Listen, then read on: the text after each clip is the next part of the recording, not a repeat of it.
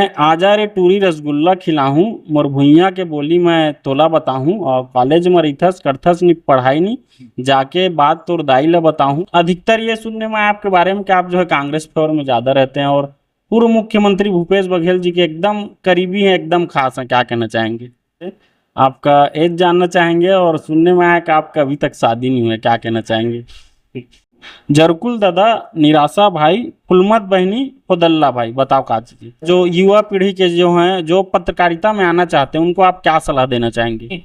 अब कुछ भी भाषा का इस्तेमाल करके कुछ भी बातें कही जा रही हैं, गाली भी दे दी जा रही है, और उसको पत्रकार मान लिया जाए ऐसा कहेंगे तो ये संभव नहीं हो पाएगा ना भाई। उपयोग कुछ लोग करते हैं जी। भाई, कोई व्यवसायी है, कोई पान ठेला चला रहा है, कोई अपना खुद का संस्था चला रहा है, वो भी ये खोल के बैठ जाएगा तो भेद करना मुश्किल हो जाएगा कि असली पत्रकार है कौन। जी, पर ये चुनौती है हमारे सामने भी कि अब इसमें तय करना होगा कि पत्रकार की परिभाषा क्या है। जय हिंद, जय भारत, जय जोहार, जय छत्तीसगढ़। मैं अमित कुमार और आप सभी का स्वागत है टीजीबी मीडिया में और आज के हमारे खास कार्यक्रम में। जैसे कि आप सभी जानते हैं, मैं जो है अपने चैनल के माध्यम से लगातार आप सभी के बीच एक नया नामचीन हस्ती से रूबरू करता हूं। उनके बारे में बताता हूं, उनके जीवन के बारे में बताता हूं और उनका क्या योगदान है ये भी बताता हूं। और उसी के बीच आज मैं आया हुआ था छत्तीसगढ़ के राजधानी रायपुर, और रायपुर प्रेस क्लब के अध्यक्ष हमारे बीच है मोहन तिवारी जी। और आपके स्वागत के लिए 2 लाइन बोलना चाहूँगा सर मैं। शब्दों की ताकत से जो समाज को सही दिशा दिखाते हैं, सच की राह पर चलकर पत्रकारिता का मान बढ़ाते हैं, ऐसे सम्मानित व्यक्तित्व, सरल स्वभाव और प्रेरणादायक विचारों के धनी रायपुर प्रेस क्लब के अध्यक्ष मोहन तिवारी जी का हम जो है हृदय से स्वागत करते हैं। तो सर्वप्रथम स्वागत है सर आपका। बहुत बहुत धन्यवाद टीजीपी न्यूज़ को, आभार कि उन्होंने हमें समय दिया और हमारा इंटरव्यू लेने के लिए वो आए। बहुत बहुत धन्यवाद। तो पहला सवाल यही रहेगा सर, आपसे जानना चाहेंगे आपका प्रारंभिक जीवन कैसा रहा? अब प्रारंभिक जीवन तो ऐसा था कि हमारी पढ़ाई जो है वो कॉमर्स लेके मैं पढ़ाई किया था, और कॉमर्स लेके पढ़ाई करके दुर्गा कॉलेज में एडमिशन हुआ। दुर्गा कॉलेज में पढ़ाई करते करते हम लोग को उस समय बहुत क्रेज़ था, टेली जो आया था कंप्यूटर में, अकाउंटिंग का नया पैटर्न आया था टेली। तो टेली सीखने के बाद मैं अकाउंटिंग का काम करता था।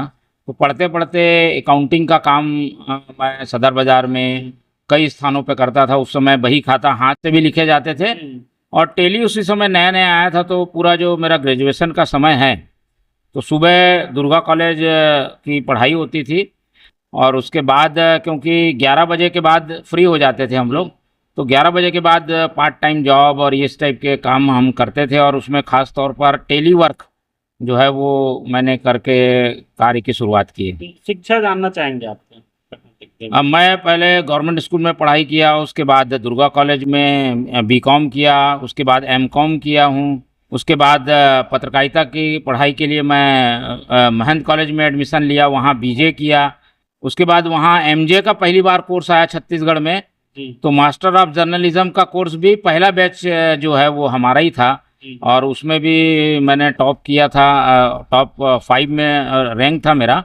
और मास्टर ऑफ जर्नलिज्म रविशंकर से महंत कॉलेज में मैंने किया। अच्छा, आपका पत्रकारिता में जानना चाहेंगे सर, सफ़र कैसा रहा? सर्वप्रथम आपने कहाँ सेवा दिया? देखिए, पढ़ाई करते करते, क्योंकि जर्नलिज्म उस समय इलेक्ट्रॉनिक मीडिया का शुरू ही हुआ था, और हमारे छत्तीसगढ़ में एक बड़ा चैनल जो है अजीत जोगी के शासनकाल में आकाश चैनल आया था। और क्योंकि आमतौर पर जो चैनल होते थे छत्तीसगढ़ में वो एक स्टाफ के चैनल होते थे, कोई भी जो चैनल है वो दिल्ली से संचालित होता था, तो एक आदमी यहाँ चैनल का होता था। लेकिन पहली बार छत्तीसगढ़ से प्रसारित होने वाला चैनल यहाँ जब आया तो 150-200 लोगों की ज़रूरत पड़ गई। तो ख़ास तौर पर उस समय जो पत्रकारिता के पढ़ने वाले लोग थे, हम लोग पढ़ रहे थे, एमजे बीजे हो रहा था, तो उसी समय सबको बुला लिए उन्होंने, जितने स्टूडेंट थे सबको ट्रेनिंग के रूप में बुला लिए थे। तो उसी में मेरे जॉब लग गई, हमको खोजना भी नहीं पड़ा। पढ़ते पढ़ते ही आकाश चैनल आ गया, तो उसी में हम लोग ट्रेनिंग के रूप में काम करने लगे। सबको तो डेस्क मिल गया। अच्छी बात ये रही कि मेरे को फील्ड की रिपोर्टिंग में साथ में भेजने लगे। तो उस समय क्या होता था कि जो कैमरा होता था वो भी बड़ा होता था, ट्राइपॉड भी बड़ा होता था, और तो एक एक गाड़ी मिलती थी, उसमें जाते थे। तो एक मतलब साथ में सहयोगी की खास तौर पर ज़रूरत पड़ती थी। जो तो ट्रेनिंग के लिए जो जो लोग आए थे, उसमें उन लोगों को एक एक साथ अटैच किया जाता था। तो उस समय अमित कुमार जो अभी टाइम नाउ के बड़े पत्रकार हैं, वो आकाश चैनल में थे, उनके साथ मुझे अटैच कर दिया गया था। तो मेरी शुरुआत ही पहला सीढ़ी में जो राजनीति का की बीट होती है आकाश चैनल में, अमित कुमार अजीत जोगी की बीट कवर करते थे, उसमें मैं साथ में उनके साथ ही हर कवरेज में मैं जाता था। तो एक उसी समय से एक पहचान बनती गई कि इसके साथ कौन आया है। वो भी असिस्टेंट में एक पत्रकार के रूप में पहचान बन गई राजनीतिक क्षेत्र में। और उसके बाद आकाश चैनल का वर्क चलता रहा, फिर वो अचानक बंद हो गया। फिर बंद हो गया तो काफ़ी दिन हम लोग 6-7 महीने खाली थे। हम लोग ये यहाँ पर प्रेस क्लब के सामने एक चौपाटी हुआ करती थी, तो जितने लोग खाली हुए थे करीब छत्तीसगढ़ के 10-20 लोग थे। अब जॉब नहीं थी, तो यहीं चौपाटी में बैठ के 6 महीना हम लोग गुजारे थे। उस समय सदस्य भी नहीं बने थे। तो प्रेस क्लब में, हाँ, प्रेस क्लब में घुसने में भी पाबंदी थी, तो आते नहीं थे। तो हम लोग वहीं, चौपाटी थी बाहर में, पूरा लंबी चौपाटी, बढ़िया बैठने की व्यवस्था अच्छी थी, ठंडी छाँव, तो उसमें बैठते थे हम लोग। उसके बाद फिर लोकल चैनल शुरू हुआ, CCN आया, योगेश अग्रवाल जी यस CCN लेकर आए। फिर वो कुछ 8-10 महीना चला। उसके बाद जी टुडे आया। जी टुडे में अनिल पुसतकर जी थे, और कई लोग जुड़ के उसको केबल के रूप में शुरू किए। तो वो चला कुछ दिन। उसके बाद उसी से अलग हटकर एन चैनल बना एक। एन चैनल में नवभारत वालों से भी जुड़ाव हो गया, नवभारत का भी उसमें कुछ शेयर था। तो वो उमा शंकर जी, मजहर जी, इन सब के साथ काम करने का मौका मिला। एन चैनल आया था, तो वो करीब 1-1.5 साल चला, फिर वो भी बंद हो गया। तो इस तरीके से ऐसे लोकल चैनल काफ़ी चलते रहे। फिर हम लोग गज्जू पगारिया जी के पास गए, उनसे मिले, तो उनसे जुड़ कर फिर हम लोगों का एक एम चैनल आया जी। उसमें मुझे सर्वा बनाया गया, और नाम भी ऐसे रख दिया, लग दो, बोले कुछ भी नाम यार, तो एम चैनल रख दो बोल दिए। तो एम चैनल चलने लग गया, उसका मुझे हेड बना दिया गया। बहुत कम उम्र में ही, मतलब मैं एम चैनल में हेड बन गया। उसमें सुखनंदन मंजारे जी भी हमारे साथ थे, और वो और मैं दोनों जन देखते थे। फिर बाकी और जूनियर लोग बहुत थे, मुकेश सुमन भी थे, वो एंकरिंग करते थे। ऐसा करके सब लोग मिलके एम चैनल फिर काफ़ी साल चला, 5-7 साल चला। उसके बाद मैं साधना न्यूज़ में ज्वाइन कर लिया। साधना न्यूज़ में मैंने काम किया काफ़ी समय। साधना न्यूज़ भी उस समय क्षेत्रीय चैनलों में एक बड़ा नाम, तीसरे-चौथे चैनल था, कोई और चैनल आया नहीं था, IBC ये सब नहीं आए थे। मतलब ETV, सहारा और साधना, ये 3 चैनल थे। तो उस समय भी एक चैनल का क्रेज बना। साधना न्यूज़ में भी अच्छी हमने खबरें दी, एक नाम स्थापित किया। तो साधना न्यूज़ से मेरा नाम जो है वो बढ़ गया, क्योंकि लाइव करना उसी चैनल से शुरू किया मैंने। बाकी तो पहले स्टोरी बना के देते थे, पर लाइव जो है वो साधना न्यूज़ से चालू हुआ। तो लाइव का सिलसिला, लाइव करना सीखे, कुछ 1 to 1 ये सारी चीज़ें मतलब उससे आई। उसके बाद बंसल न्यूज़ में मैंने जॉब किया। बंसल न्यूज़ में 2012 से लेकर मैं 23 तक रहा, लंबे समय तक, मतलब हाँ, सबसे लंबे समय तक रहा। और मतलब उसको पूरा स्थापित करना और उसको संभालना, उस पूरे चैनल को, वो नया चैनल ही शुरू हुआ था वो, तो काफ़ी हद तक बंसल न्यूज़ में मैंने काम किया, और उसी से मेरी ज़्यादा पहचान बनी। और मैं चैनल बदलने पे विश्वास नहीं रखता था, तो बदलाव मैंने किया नहीं, और उसी में लंबे समय तक मैं काम करता रहा। फिर अभी वर्तमान समय, अभी मैं वर्तमान में TV24 में हूँ। TV24 छत्तीसगढ़ मध्य प्रदेश का चैनल है, और इसमें मैं संपादक की भूमिका निभा रहा हूँ। और इसमें भी काफ़ी अच्छी तरीके से हमने चैनल को स्थापित किया है। और अब ये चैनल भी TRP की भी दौड़ में है, लोगों के बीच में पहचान भी बना चुका है। मध्य प्रदेश, छत्तीसगढ़ के साथ और प्रदेशों में भी दिखाई दे रहा है। अच्छा, साथ में भी जानना चाहेंगे सर, अभी आप जो है रायपुर प्रेस क्लब के अध्यक्ष हैं, तो अध्यक्ष होने के नाते अब प्राथमिकताएं क्या है अभी? देखिए, जैसे कि हमने चुनाव के समय भी ये वादा किया था कि रायपुर प्रेस क्लब के अध्यक्ष बनने के साथ ही हमारी पहली प्राथमिकता होगी कि रायपुर प्रेस क्लब का जो मूल काम है, इसके सदस्यों के लिए बेहतरी का काम करना, सदस्यों के वेलफेयर के लिए काम करना। और यहाँ क्योंकि ये वो जगह है जहाँ पर पत्रकार अपनी थकान मिटाने आता है, पत्रकार अपनी काम को करने के बाद यहाँ पर आकर रिलैक्स होना चाहता है, तो उस काम में वो बेहतर ढंग से हो। भाग दौड़ की ज़िंदगी में पत्रकारों को एक ऐसा स्थान मिले जहाँ उनकी चिंता की जा रही है, उनकी सुध ली जा रही है, और उनके जीवन से जुड़ी हुई जो चीज़ें हैं जिनकी पूर्ति नहीं हो पाती काम के दौरान, संस्थान के काम में वो लगा रहता है, तो वो करने का मैंने निश्चय लिया था। तो पहले दिन से ही हमने उसकी शुरुआत कर दी है। वैसे तो मेरा एजेंडे में पत्रकारों को पहचान दिलाना, उनको अधिमान्यता के ज़रिए उनको सम्मान दिलाना, जगह जगह पर उनका सम्मान बरकरार रहे, कहीं कोई उनके साथ अपमान जैसी स्थिति ना हो, ये मेरी कोशिश है। और तीसरा, उनको मकान मिले, मकान की लंबे समय से यहाँ मांग रही है, तो इन सब चीज़ों में मैं काम कर रहा हूँ। और पहले दिन से हमारी कोशिश ये है कि वेलफेयर की गतिविधियों को प्रेस क्लब में इतना ज़्यादा बढ़ा दिया जाए जो अब तक नहीं हुई है। तो मैं कम समय में ज़्यादा से ज़्यादा काम करना चाहता हूँ और उसी के लिए मैं प्रयासरत हूँ। अच्छा, साथ में भी जानना चाहेंगे आप अपने आदर्श प्रेरणा स्रोत किनको मानते हैं? अब आदर्श प्रेरणा स्रोत तो ऐसा है कि एक दो से प्रेरणा ली नहीं जाती। प्रेरणा जो है वो अलग अलग लोगों से अलग अलग तरीके से समय समय पर मिलती रहती है। आप जब स्टूडेंट रहते हैं तो अलग आपको प्रेरणा स्रोत रहते हैं, आप काम के दौरान आते हैं तो अलग आपके प्रेरणा स्रोत हो जाते हैं। तो अलग अलग लोगों से हमेशा मेरे को प्रेरणा मिली है और ये प्रेरणा लेते रहना चाहिए। आज मैं आपके साथ बैठा हूँ तो आपसे प्रेरणा, जिसकी जो अच्छाई मिले उसे ग्रहण करना ये ज़्यादा ज़रूरी है। किसी एक आदर्श पर टिके रहने से बजाय जो अच्छा लगे, जो अच्छा दिखे, जो लोगों के लिए अच्छा हो, वो प्रेरणा के रूप में स्वीकार करना चाहिए। उसी राह पर मैं चलता हूँ। अच्छा, एक व्यक्तिगत सवाल है सर आपसे, आपका एज जानना चाहेंगे और सुनने में आया कि आपका अभी तक शादी नहीं हुआ है, क्या कहना चाहेंगे? ये तो ईश्वर के हाथ में हैं सारी चीज़ें। अब विवाह होगा नहीं होगा ये सब प्रकृति और ईश्वर तय करेंगे। परिस्थितियां बन जाती हैं कि कई बार ऐसी चीज़ें नहीं हो पाती, तो परिस्थितियां जब बनेंगी तो सारी चीज़ें राह भी खुल जाएगी। एज बता देते सर। एज का क्या है कि आप समझ ही रहे हैं कि मैं कब से काम कर रहा हूं, तो एज बताने के पत्रकारिता में काफ़ी लंबा साल 2002 से मैंने शुरू की थी पत्रकारिता, उस समय से चल रही है। तो मन है शादी करने का? अब ये सब परिस्थिति पर निर्भर है। शादी एक संयोग बनेगा तो शादी भी होगी, इसमें क्या है। बहुत बहुत धन्यवाद सर बताने के लिए। एक और सवाल रहेगा आपसे, आपके नेतृत्व में रायपुर प्रेस क्लब पत्रकारों के हित के लिए किस तरह काम कर रही है? देखिए, रायपुर प्रेस क्लब एक ऐसी गौरवमय संस्था है जो कि पत्रकारों के हित के लिए काफ़ी लंबे समय से काम कर रही है। 1967 में जब इसकी स्थापना हुई थी तब से पत्रकारों के लिए कुछ ना कुछ काम हो रहा है। तो मेरा भी जो ये कार्यकाल आया है तो मेरी भी कोशिश होगी कि मैं भी इसमें अपना योगदान दूं।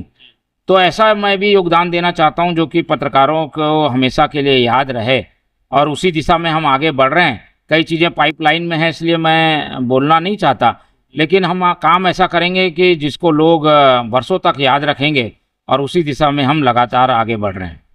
अच्छा, एक और सवाल रहेगा सर, क्या प्रेस क्लब में युवा पत्रकारों के लिए अलग से कोई योजना या मंच तैयार किया जा रहा है? नहीं, युवा पत्रकार और बुजुर्ग पत्रकार नहीं होता। पत्रकार पत्रकार होता है, केवल अनुभव का अंतर होता है। कुछ अनुभवी पत्रकार हैं और अभी जो पत्रकारिता करने आए हैं वो भी पत्रकार ही हैं। उनको अलग अलग कैटेगरी में हम नहीं बांटते। हम मानते हैं कि सभी पत्रकार हैं, सबके हित के लिए काम होना चाहिए। कुछ पत्रकार नए हैं तो उन्हें कुछ सीखने की ज़रूरत होती है, तो अनुभवी जो पत्रकार हैं वो अपनी चीज़ें उनको शेयर करेंगे तो उनका ज्ञानवर्धन होगा और उनके लिए फ़ायदेमंद होगा। तो वैसी ही चीज़ें हम लगातार चला रहे हैं। प्रशिक्षण के कार्यक्रम के लिए भी हमने समय निर्धारित किया है। तो हम उम्मीद करते हैं कि नए पत्रकार जितना ज़्यादा हमसे लाभ लेना चाहते हैं, अनुभवी लोगों से मिलना चाहते हैं, उनसे मिले जुलें और प्रशिक्षण में आएँ तो उससे उनको लाभ मिलेगा। एक और सवाल रहेगा सर आपसे, वर्तमान समय में प्रदेश में पत्रकारों की सबसे बड़ी चुनौती क्या है? देखिए, पत्रकारों के सामने अब सबसे बड़ी चुनौती आ रही है न्यू मीडिया और पत्रकारों की अपनी खुद की पहचान। जी जी। अब स्थिति यह है कि पत्रकार कौन है ये तय करने का समय आ गया है, क्योंकि अब ऐसी स्थिति है कि जो है सिविल रिपोर्टिंग शुरू हो गई है, सिटीजन रिपोर्टिंग शुरू हो गई है। यानी हर व्यक्ति अपनी अब खुद रिपोर्टर है, वो देखता है सामने खबर, तो पत्रकार को सूचना नहीं देता, अपने मोबाइल में रिकॉर्ड कर लेता है तुरंत। तो वो खुद ही एक रिपोर्टर बनकर चीज़ों को प्रस्तुतिकरण कर रहा है। ऐसे में चुनौती ये भी है कि जो पत्रकार है वो ऑथेंटिक खबरों को और एक स्वरूप में खबरों को मर्यादा का ध्यान रखते हुए, पत्रकारिता के मापदंडों को ध्यान रखते हुए प्रस्तुत करता है। और वो काम जो है वो सिटीजन रिपोर्टिंग करने वाला व्यक्ति नहीं कर पाता। ऐसे में दोनों पक्ष जो हैं, सिटीजन रिपोर्टिंग वाले पक्ष को भी देखें और अभी के पत्रकार को भी, वो एक जैसे हो गए हैं। तो जनता समझ नहीं पाती कि असली पत्रकार है कौन। और आमतौर पर इस तरीके की खबरें जो करते हैं लोग, उन्होंने भी अपना सोशल मीडिया में अकाउंट बनाकर, चैनल बनाकर, न्यूज़ बनाकर देना शुरू कर दिया है। तो वो भी क्लेम करने लगे हैं कि वो भी पत्रकार हैं। तो अब वो एक लाइन बनानी ज़रूरी है कि पत्रकार किसे बनाया जाए, और एक पहचान साबित होनी चाहिए कि पत्रकार है कौन। तो ये बड़ी एक चुनौती होने वाली है, क्योंकि क्लेम होगा, उधर से भी उनके साथ कोई घटना होती है, हमारे पास वो आ जाते हैं। अब ऐसे में संशय और हमारे सामने दुविधा ये हो जाती है कि हम कैसे तय करें कि पत्रकार है कौन। और भाई कोई घटना किसके साथ भी हो सकती है, पत्रकार के साथ भी हो सकती है, सिटीजन के साथ भी हो सकती है। तो आम व्यक्ति के साथ कोई घटना ना हो, ये हमारी कोशिश होती है। लेकिन पत्रकार के रूप में वो क्लेम करके अपने आप को प्रोटेक्ट कराना चाहता है, या फिर अपने लिए वैसे अधिकार वो मांगता है जिसमें पत्रकारिता के सुरक्षा कानून का दायरा आता है। तो वो काफ़ी चुनौतीपूर्ण रहने वाला है। इसमें अभी कोई निर्णय नहीं हुआ है, सारे वरिष्ठ लोग बैठेंगे, इसमें एक राय बनेगी, एक गाइडलाइन बनेगी, तो सारी चीज़ें सामने आएंगी। पर ये चुनौती है हमारे सामने भी कि अब इसमें तय करना होगा कि पत्रकार की परिभाषा क्या है, पत्रकार है कौन। चलो बहुत सुंदर सर, जैसे कि आप बताए तो वही सवाल आपसे करना चाहूँगा सर मैं। आपके अनुसार पत्रकार कौन है और पत्रकार की परिभाषा क्या है? देखिए, पत्रकार की परिभाषा को बदलने का भी समय आ गया है, क्योंकि पहले पत्रकार प्रिंट मीडिया में हुआ करते थे, फिर स्वतंत्र पत्रकार हो की एक कैटेगरी बनी जो कि प्रिंट मीडिया से बाहर गए, विचारों को प्रस्तुत करने लगे। फिर इलेक्ट्रॉनिक मीडिया का दौर आया, इलेक्ट्रॉनिक मीडिया के पत्रकारों को भी पत्रकार अब फिर उसको जोड़ लिया गया। उसके बाद अब आ गए हैं ये न्यूज़ पोर्टल और यूट्यूबर जो हैं डिजिटल पत्रकारिता कर रहे हैं। उसमें भी जो पत्रकारिता की कैटेगरी है वो अभी बनाने की ज़रूरत है, उसमें मापदंड बनाने की ज़रूरत है कि उसकी कोई पंजीयन होना चाहिए, वो होना चाहिए। ये सारी चीज़ें अभी है, वो नहीं हो पाई हैं। तो वो सब को प्रयास करके चीज़ों को ठीक करने की ज़रूरत है।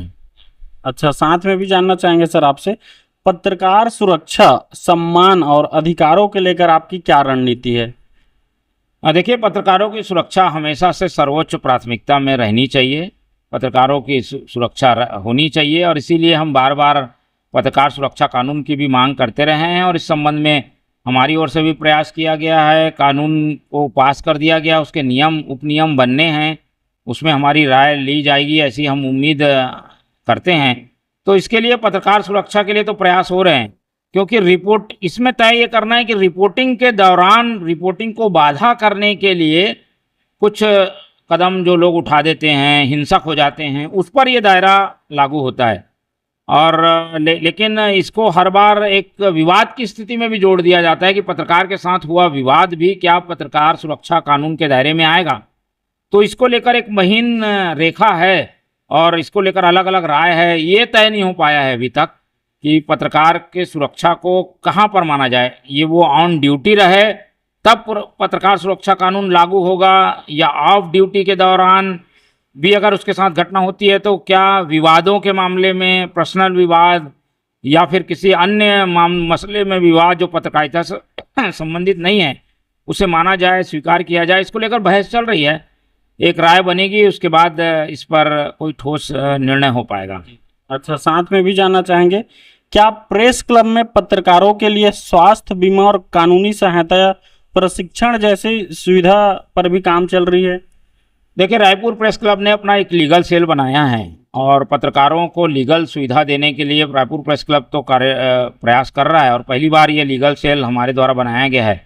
तो हमारी कोशिश है कि इस दिशा में हम पत्रकारों से भी अनुरोध करते हैं कि वो आएँ और सुविधा लें। और स्वास्थ्य जांच के लिए हम समय समय पर स्वास्थ्य जांच प्रेस क्लब में भी लगाते हैं, और हमने 3 बड़े अस्पतालों से टाई अप कर लिया है। इस्टा हॉस्पिटल से, जिसमें करीब 20 से 25%, 30% की छूट है। रामकृष्ण हॉस्पिटल से, जहां पत्रकारों को 30% की छूट होगी। इसके अलावा हम VY में भी हमारी बात चल रही है। इसके अलावा बालाजी में हमारी बात हो गई है 30%, वो भी डिस्काउंट देने के लिए राजी है। तो पत्रकारों के स्वास्थ्य का हम बेहतर ध्यान रख रहे हैं। इसके अलावा स्वास्थ्य शिविर समय समय पर आयोजित करके हम कोशिश करते हैं कि पत्रकारों को सुविधा स्वास्थ्य की मिले, ताकि वो अपने स्वास्थ्य के प्रति अवेयर रहें। अच्छा, साथ में भी जानना चाहेंगे सर, वर्तमान समय में जो है पत्रकारिता डिजिटल और सोशल मीडिया में तेजी से बढ़ रही है, इसको आप कैसे देखते हैं? अच्छी बात है, पत्रकार जो है वो नए मीडियम से भी अपनी पत्रकारिता को आगे बढ़ा रहे हैं। समय के साथ जो मीडियम माध्यम बदलता है, उस दिशा में काम करने की भी ज़रूरत होती है। पहले प्रिंट मीडिया था, फिर इलेक्ट्रॉनिक मीडिया आया, और अब डिजिटल मीडिया का समय है, तो इसे अनदेखा नहीं किया जा सकता। इसमें भी काम करने की ज़रूरत है, और ये भी ये माध्यम है दर्शक और पाठक तक हम पहुंचने के लिए। जो भी अच्छा माध्यम है जो इस्तेमाल हो सकता है, उसका इस्तेमाल करना चाहिए। ये भी एक अच्छा माध्यम है। इसमें हो सकता है कि कुछ जगहों पर कुछ कुरीतियाँ आ गई हों, या कुछ लोग इसका दुरुपयोग भी करते हों, लेकिन ओवरऑल ये माध्यम जो है काफ़ी अच्छा है, और 90% से ज़्यादा अगर इसका अच्छा इस्तेमाल हो सकता है और बेहतर के लिए इस्तेमाल किया जा सकता है, तो इस्तेमाल इसका होना चाहिए। बहुत अच्छे, बहुत सुंदर विचार सर आपसे। आपके एक और सवाल रहेगा आपसे, डिजिटल मीडिया, यूट्यूब और सोशल मीडिया प्लेटफॉर्म में जो काम कर रहे हैं, जो पत्रकार काम कर रहे हैं, उनको मुख्य धारा पत्रकारिता में जोड़ना कितना महत्वपूर्ण है? मुख्य धारा के ही रिपोर्टर हैं वो, उसको अलग नहीं माना जा सकता। मैं जैसे कह रहा हूँ कि इसका दुरुपयोग कुछ लोग करते हैं जी। भाई, कोई व्यवसायी है, कोई पान ठेला चला रहा है, कोई अपना खुद का संस्था चला रहा है, वो भी ये खोल के बैठ जाएगा, तो भेद करना मुश्किल हो जाएगा कि असली पत्रकार है कौन। सही बात। इसलिए इसमें एक गाइडलाइन बनने की ज़रूरत है कि इस तरीके की पत्रकारिता में कौन लोग आ सकते हैं। उसका संपादक होना चाहिए, संपादक का अनुभव होना चाहिए, तब उसमें एक नियंत्रण होगा। और जो सीनियर पत्रकार हैं, उनको डिजिटल के सारे पत्रकारों को एक संपादक ऐसे लोगों को रखना चाहिए जिनका लंबे समय से नाम रहा हो, जो लंबे समय से पत्रकारिता किए हों। तो एक मैसेज जाएगा कि भाई इसमें भी वो लोग हैं जो खबरों को समझते हैं, खबरों को फिल्टर करते हैं, जो गलत कर रहा है सही कर रहा है उसको पहचानते हैं। तो गलत और सही की पहचान के लिए जो एक फिल्टर होना चाहिए, वो डिजिटल पत्रकारिता में नहीं है। उसकी वजह से थोड़ी कभी गलतियां हो जाती है, गलत खबरें चले जाती हैं, फेक न्यूज़ का चलन इसीलिए बढ़ गया है।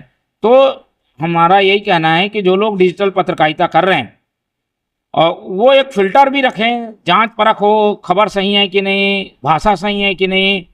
अब कुछ भी भाषा का इस्तेमाल करके कुछ भी बातें कही जा रही हैं, गाली भी दे दी जा रही है, और उसको पत्रकार मान लिया जाए, ऐसा कहेंगे तो ये संभव नहीं हो पाएगा ना भाई। वो इंटरटेनमेंट के क्षेत्र में जाइए, आप जो फ्री स्टाइल में कर सकते हैं करिए, कैटेगरी पर पत्रकारिता में ये सारी चीज़ें बर्दाश्त नहीं की जा सकती। उसके लिए शब्दावली, प्रस्तुतिकरण को एक शेप देना पड़ेगा, स्वरूप देना पड़ेगा। उसके हिसाब से आएंगे तो स्वीकार सभी करेंगे उनको।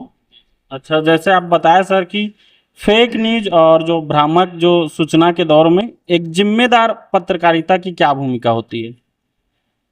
जिम्मेदार पत्रकार की भूमिका यही है कि वो कम से कम खबरों को परखे, कि खबरों की कटिंग करके, वीडियो की कटिंग करके चीज़ों के प्रस्तुतिकरण ना करें।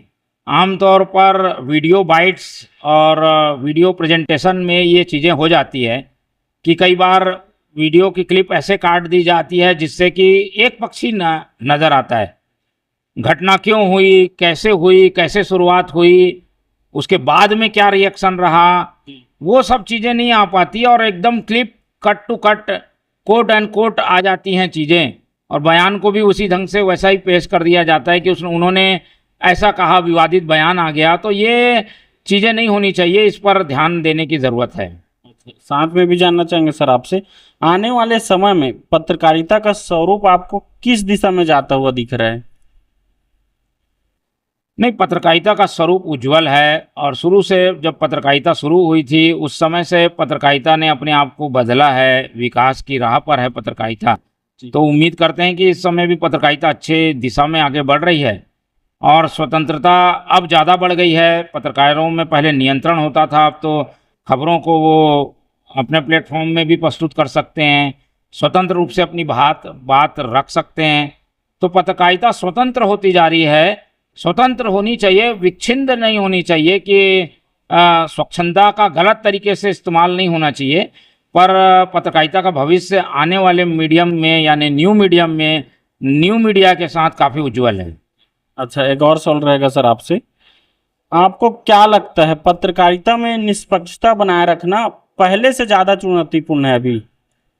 नहीं, मैं ये नहीं मानता। निष्पक्षता तो अब जो है वो इस पत्रकारिता की में रच बस गई है, क्योंकि पत्रकार जो है वो एक पक्ष दिखाएगा तो वो सुना नहीं जाएगा, देखा नहीं जाएगा, लोग उसको साइडलाइन कर देंगे, उसके ऊपर ठप्पा लगा देंगे और वैसी चीज़ें हो रही है। कुछ लोग एक पक्षी पत्रकारिता करते हैं, ऐसे लोग चिन्हित हो गए हैं। वो दूसरी तरफ जा ही नहीं सकते, दूसरी तरफ देख ही नहीं सकते, दूसरी तरफ बोल ही नहीं सकते। तो ऐसे लोग भी जो है एक्सपोज हो जाते हैं। तो एक्सपोज अगर किसी को नहीं होना है तो निष्पक्ष रहना होगा, दोनों पक्षों को दिखाओ, दोनों तरीके की बातें करो। लेकिन जब राष्ट्र की बात आती है, जैसे राष्ट्रवादी पत्रकारिता, उसमें हमें राष्ट्र के साथ खड़ा होना पड़ेगा और उसमें हम निष्पक्षता के नाम पर दो पक्षों में नहीं बढ़ सकते। हम निष्पक्ष हैं ये कहकर हम अपने देश के साथ ना खड़े होकर बीच में खड़े हो जाएं, ये भी नहीं संभव है। इसलिए देश हित में जब पत्रकारिता की बात आती है, जिससे देश को फायदा नुकसान की बात आती है, तो हमें एक पक्ष में राष्ट्र के हित में खड़ा होना पड़ेगा। और राष्ट्रवादी जो पत्रकारिता है, जिसकी ज़रूरत अभी आन पड़ी है, तो उस ओर हमें आगे बढ़ना होगा। कुछ लोग चाहते हैं कि देश की प्रतिष्ठा धूमिल हो, देश को नीचा दिखाया जाए, देश के लोगों का गलत प्रेजेंटेशन हो, गलत तरीके से लोगों को देश के बारे में जानकारी दी जाए, तो उसको एक्सपोज करने की ज़रूरत है।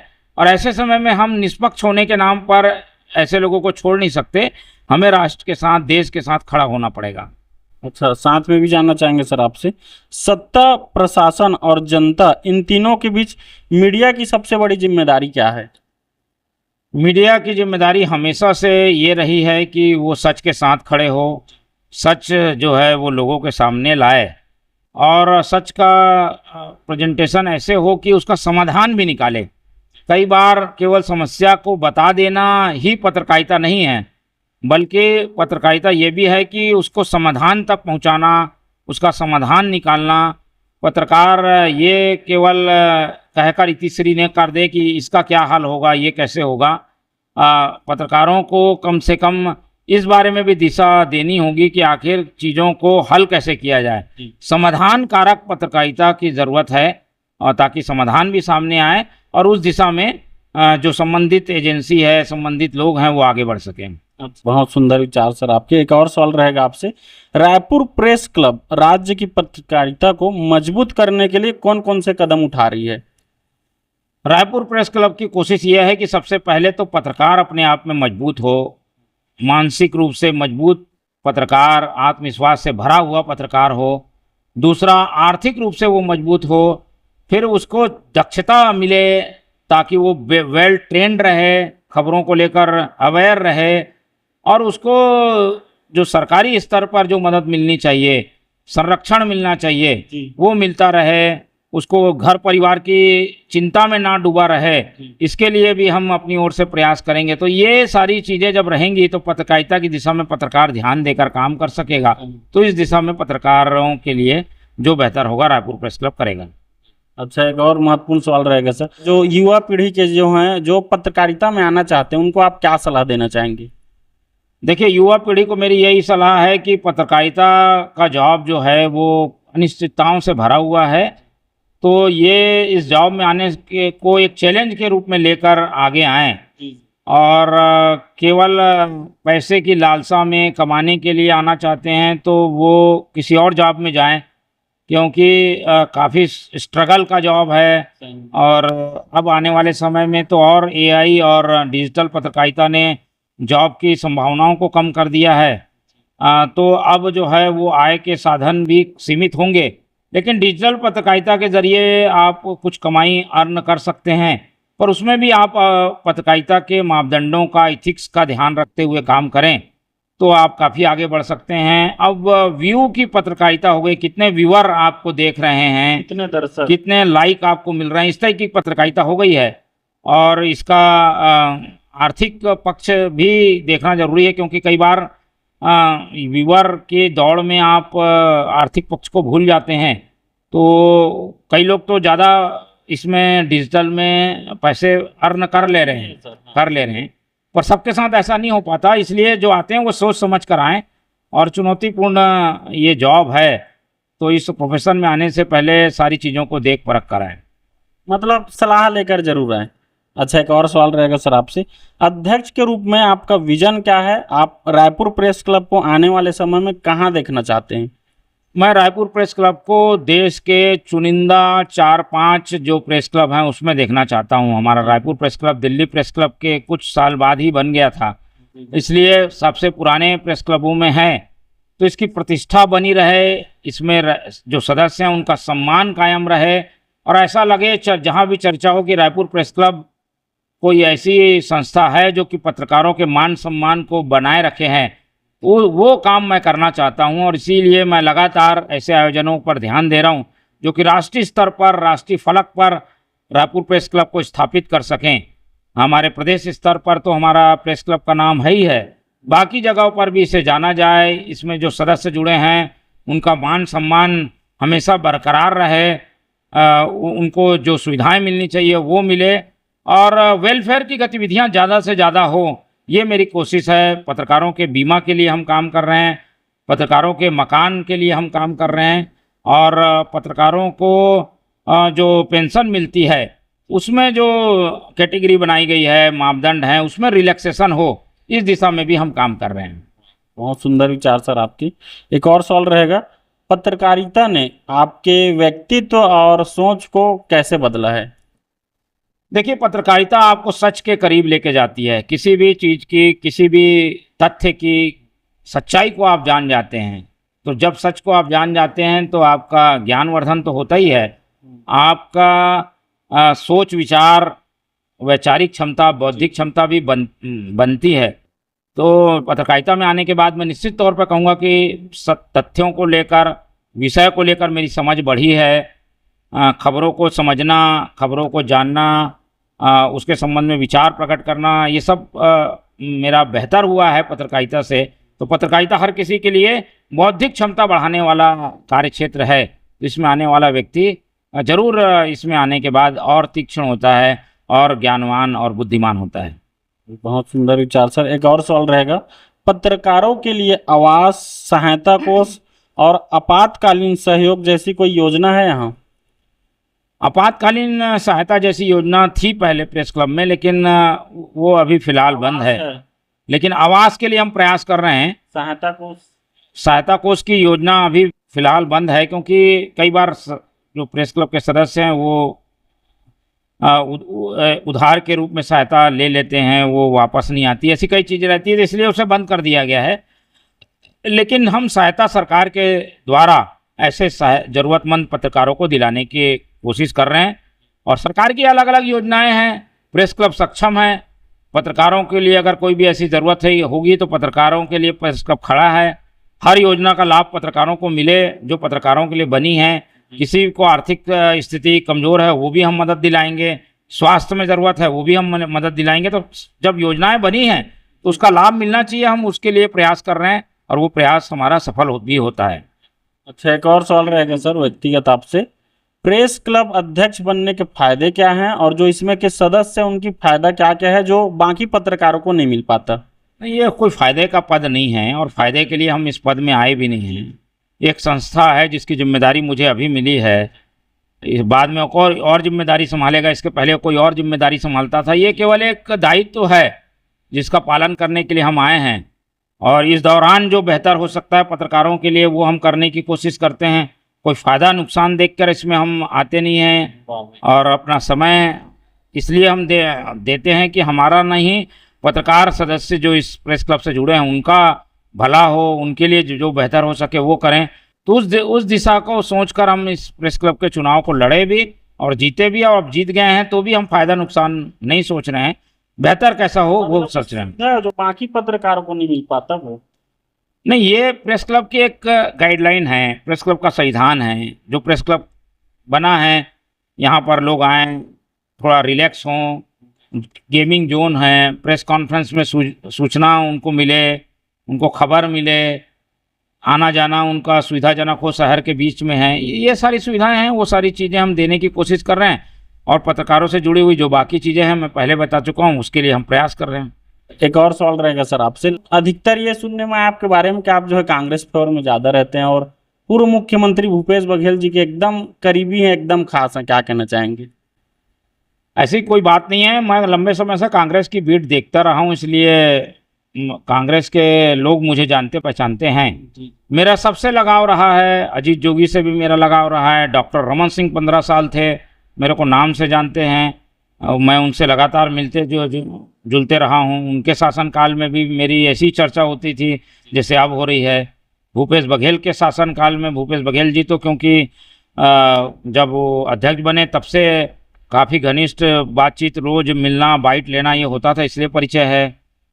तो मेरा ऐसा किसी नेता से कोई खास व्यक्तिगत जुड़ाव सबसे है, पर किसी से ऐसा जोड़ के नहीं देखा जा सकता कि इस पक्ष का या उस पक्ष का।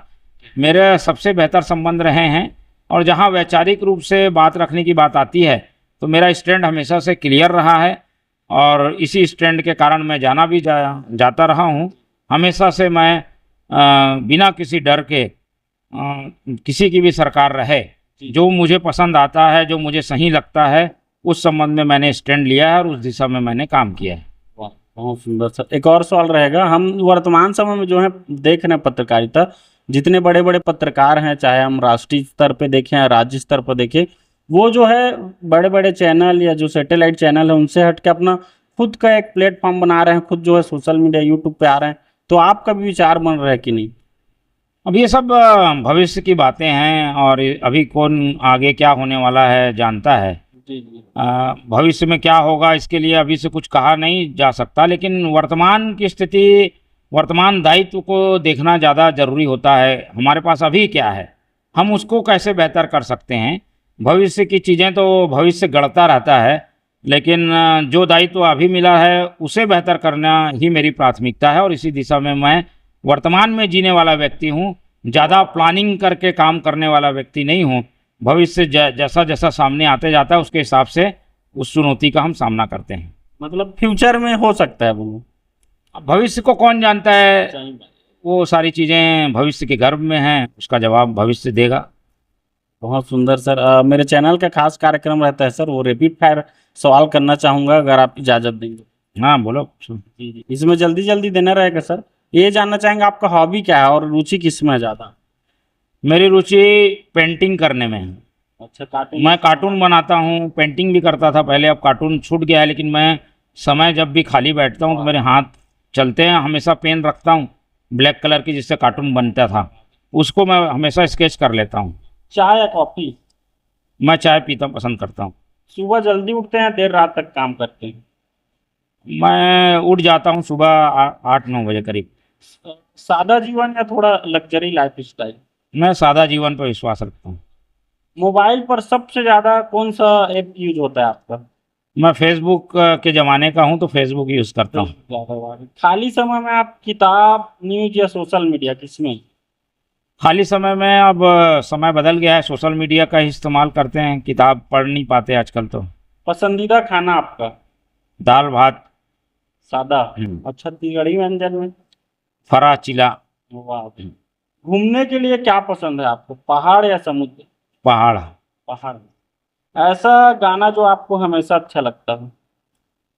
मेरा मोहम्मद रफ़ी का जो गाना है चल मुसाफिर दूर तेरी मंजिल, वो मुझे बहुत पसंद आता है। वो गाने तो मैं गाता नहीं हूँ इसलिए याद नहीं है, पर हमेशा ये गाना मैं सुनता हूँ कि चल मुसाफिर दूर तेरी मंजिल तो क्या हुआ।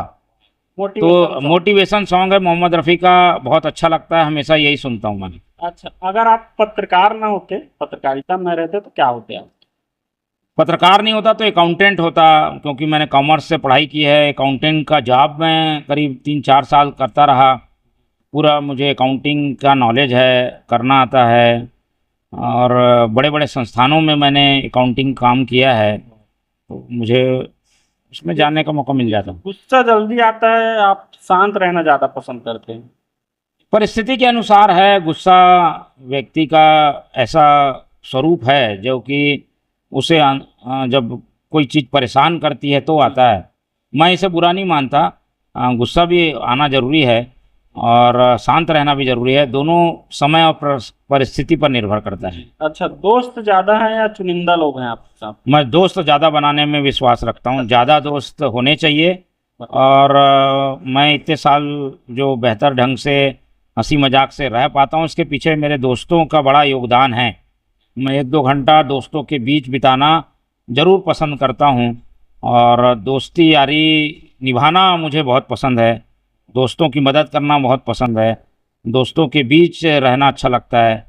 तो अच्छा। दोस्ती यारी यारबाज जो होता है, यारबाजी, जी। वो ज़्यादा मैं पसंद करता हूँ। पसंदीदा रंग आपका? मेरा पसंदीदा रंग लाल है। लाल, वाह। सूट बूट वाला लुक या सिंपल ड्रेसिंग? अब सूट बूट तो परिस्थिति यहाँ के हिसाब से है ही नहीं और मैं पहनता भी नहीं हूँ। मैं सिंपल, सादा सिंपल रहना। स्टेज पर बोलना आसान लगता है या कैमरे के सामने? दोनों आसान है मेरे लिए, कोई नई बात नहीं है। सालों से हम कैमरे के सामने बोल रहे हैं, स्टेज में भी बोल रहे हैं, कोई नई चीज़ नहीं है। अच्छा, छुट्टी मिलता है तो आप आराम करना पसंद करते हैं या यात्रा करते हैं? छुट्टी मिलता है तो मैं काम करना ज़्यादा पसंद करता अच्छा, हूँ। छुट्टी में भी कहा? छुट्टी में भी काम करता हूँ। फोन कॉल पसंद है या व्हाट्सएप मैसेज? दोनों, ऐसा कोई वो नहीं है। मैं फ़ोन में बात भी करता हूँ और व्हाट्सएप मैसेज भी। ज़्यादा बातचीत हो जाती है। मैसेज कुछ खास खास मीम शेयर करना, चुटकुले शेयर करना, ये ज़्यादा अच्छा लगता है। मीठा ज्यादा पसंद है या नमकीन?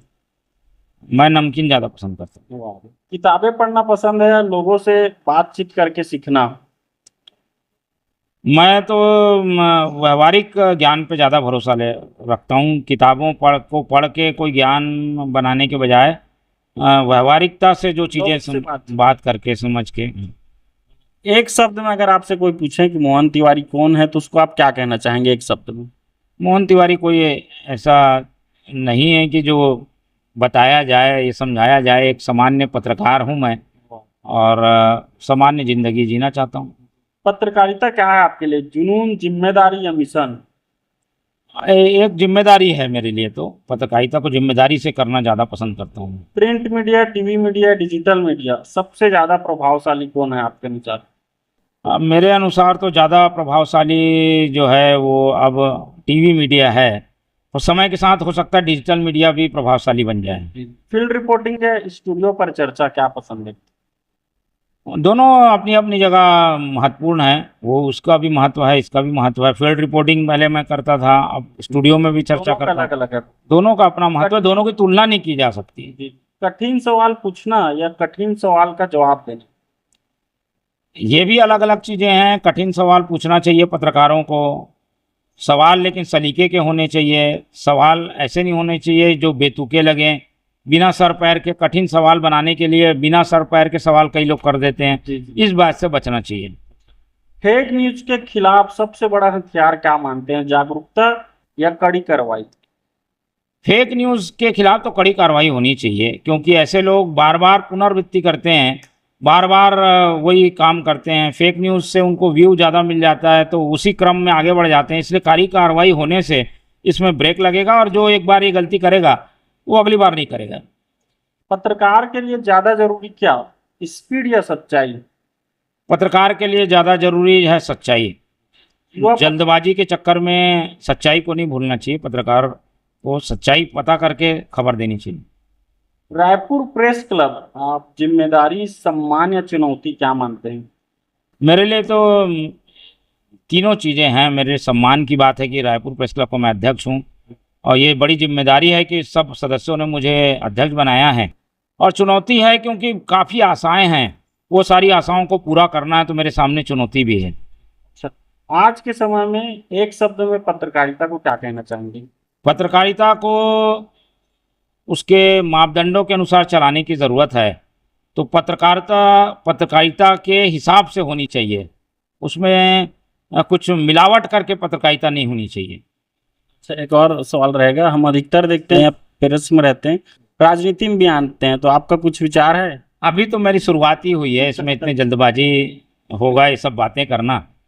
सब पत्रकार अपनी अपनी जगह काम करते हैं, अभी तो काम ही शुरू किया है, अभी तो आगे काफ़ी जाना है। एक दिन बिना मोबाइल के रह सकते हैं? अब आज की ज़िंदगी में ये सारी चीज़ें कठिन जरूर हैं, पर ये कोई असंभव कार्य नहीं है, रहा जा सकता है, किया जा सकता है। जी। पत्रकारिता में सबसे बड़ी ताकत कलम, कैमरा या सवाल क्या है? पत्रकारिता की सबसे बड़ी ताकत तो कलम और कैमरा ही है, क्योंकि आप सवाल करके जो है वो पत्रकारिता नहीं कर सकते। सवाल कर दिया आपने, सवाल चार लोगों ने सुन लिया, जिससे किया उसने सुन लिया, पर चीज़ें जो है वो कलम और कैमरे से ही लोगों तक पहुंचेंगी। तो लोगों तक जब चीज़ें नहीं पहुंचेंगी, वो खबर नहीं जाएगी, वो बात नहीं पहुंचेगी, तब तक पत्रकारिता नहीं है। पत्रकारिता तो माध्यम से पहुंचती है, कलम और कैमरा वो माध्यम है जो कि पत्रकारिता के लिए जनता को जोड़ता है। तो वो काम जब तक नहीं होगा तब तक पत्रकारिता नहीं है। अच्छा, आपको सबसे ज्यादा खुशी किससे मिलती है, अपनी उपलब्धियों से या साथियों के सफलता से?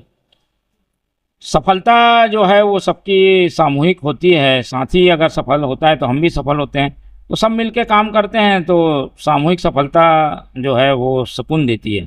चलिए, बात करके बहुत अच्छा लगा सर आपसे। मेरे चैनल का एक और खास कार्यक्रम है, ये सवाल मैं सबसे किया हूँ, एक मंत्री से लेके एक नेता से लेके, और आप आज प्रेस क्लब के अध्यक्ष हैं तो उस नाते आपसे भी करना चाहूंगा। आपके अनुसार जीवन का परिभाषा क्या है, जीवन है क्या आपके अनुसार? जीवन को काफ़ी शब्दों में तो कम शब्दों में तो बताया ही नहीं जा सकता। जीवन को अलग अलग तरीके से लोगों ने, ऋषि मुनियों ने समझाया है। वेदों में इसकी अलग परिभाषा है। उसके बाद हम उपनिषद में आते हैं तो गृहस्थ जीवन के लिए जीवन की परिभाषा अलग है। जी। तो आप किस रूप में हैं तो आपका जीवन कैसा होगा, इसके लिए परिभाषा अलग अलग होती है। तो परिभाषाएं काफ़ी अलग है, लेकिन सादा जीवन, उच्च विचार वाला जीवन ज़्यादा बेहतर है, जो समान रूप से सबको देखता है, मानता है और वैसा व्यवहार करता है, वो जीवन ज़्यादा मुझे बेहतर लगता है। बात करके बहुत ही अच्छा लगा सर आपसे। और मेरे चैनल के खास कार्यक्रम भी थे, पहली तो ये जानना चाहिए भाई, छत्तीसगढ़ ही आते कि नहीं आप? मतलब मोला आथे बढ़िया बोलथो। मैं तो मोर डिबेट भी आथे छत्तीसगढ़ी में, पंचायती के नाम से 5 के पंचायती मोर चैनल में आथे। उमा में हाँ पंचायती करथो और आप मन जानथो, सुनथो, संगी मन मोला पहचानथे, बहुत अच्छा लगथे। छत्तीसगढ़ी मीठा बोली है। अच्छा, तो आप मन इजाजत दो तो मैं जनौला पूछना चाहूँ आपसे। जी पूछो। जी, तो पहला रही आप मन से, जरकुल दादा निराशा भाई, फुलमत बहनी फुदेल्ला भाई। एक बार और बोलना चाहूँ, जरकुल दादा निराशा भाई, फुलमत बहनी फुदेल्ला भाई। बताओ का चीज? अब फुदुल्ला भाई तो कोई साग असन लगा थे, लौकी कुमड़ा है का? कुमड़ा, कैसे? कुमड़ा के साग फुदुल्ला, फुदुल्ला रही थे। हाँ वही। एकदम एकदम बहुत बढ़िया भाई, मायने रखते जान के। एक ठगाऊ रही आप मन से, ऐसे का चीज हरा है लेकिन वह पत्ता नो है, और नकलची है लेकिन बंदर नो है। मतलब हरा है लेकिन पत्ता नो है, और नकलची है लेकिन बंदर नो है। बताओ का चीज? पशु पक्षी में है। हाँ। पक्षी में तो हरा तोता, और नकलची भी है वह तोता है। वाह भाई, बहुत सुंदर, मायने रखते, तुरंत तुरंत आप मन जवाब देता। एक ठगाऊ रही आप मन से, ये गाना बताना है आप मन ला कौन गा है। ये गाना है, आजा रे टूरी रसगुल्ला खिलाहूं, मोर भुइयां के बोली मैं तोला बताहूं, और कॉलेज में रहीथस करथस नि पढ़ाई नी, जाके बात तोर दाई ला बताहूं। ये गाना ला कौन गा है? अब गाना वाना तो मोला याद नहीं रहे, खास तौर पे छत्तीसगढ़ी गाना के हाँ रेप सॉन्ग टाइप लगा थे। अब मोला तो याद नहीं आवत है, का करे आप ही बता दो। ये हमारे छत्तीसगढ़ के पहला रैपर रही, हाल ही में जो है स्वर्गवास हो है। अच्छा हाँ, हाँ, हाँ। ये एपे राजा, ओकर तो इंटरव्यू भी मैं ले हूँ, ओकर इंटरव्यू में ले हूँ, बंसल न्यूज़ में ओकर इंटरव्यू चले है। बहुत बढ़िया रेप करे वो है। और चंडीगढ़ में पंजाब ले ओला बुलावा आए रही से जानथों ओला बहुत बहुत याद करथों मैं हाँ श्रद्धांजलि हमार श्रद्धा सुमन ओला अर्पित करथों। हमारे मीडिया की तरफ से भी बात करके आज बहुत ही अच्छा लगी आप मन से और काफी कुछ सीखे मिलते हमेशा आप मन से मैं जब भी आता हूँ। और आज जो है आप मतलब पूरा रायपुर वासी छत्तीसगढ़ वासी और देश दुनिया के देखा थे तो हमारे चैनल के माध्यम से का संदेश का कहना चाहिए? संदेश तो यही देना चाहूँ मैं हाँ कि भाई आप मन बढ़िया रहो, काम करो, पत्रकारिता में आगे बढ़ो और पत्रकारिता के का में सब पत्रकार मन सच्चाई ला सामने लाओ। और प्रेस क्लब आप मन के संस्था है, पत्रकार मन ऊपर कोई बाधा ही तो हमन खड़े हन, पत्रकार साथी मन के सुविधा दिलाए बर हमन संकल्प ले हन। तो हमार कोशिश रही कि बढ़िया काम करके हमन पत्रकारिता ला आगे बढ़ाबो। चलो पुनः धन्यवाद आप मन के और इतना अपन कीमती समय दे ओखर बर बहुत बहुत धन्यवाद आप मन के। जय जोहार। तो संगवारी हो अभी हमारे बीच रही से रायपुर प्रेस क्लब के अध्यक्ष मोहन तिवारी जी ओखर से गोड़ बात करें, ओखर पूरा जीवन के बारे में जानें, पत्रकार मन बर ओखर का सोच है का विचार है वो जानें। बहुत ही अच्छा लगी इंटरव्यू ला जो है जो साथी पत्रकारिता में आना चित हो जरूर सुना है जरूर देखा है। मिलबो एक वैसे ही नाम चिन्ह हस्ती के साथ, तब तक बने रहो टीजीबी मीडिया में। मैं अमित कुमार, धन्यवाद।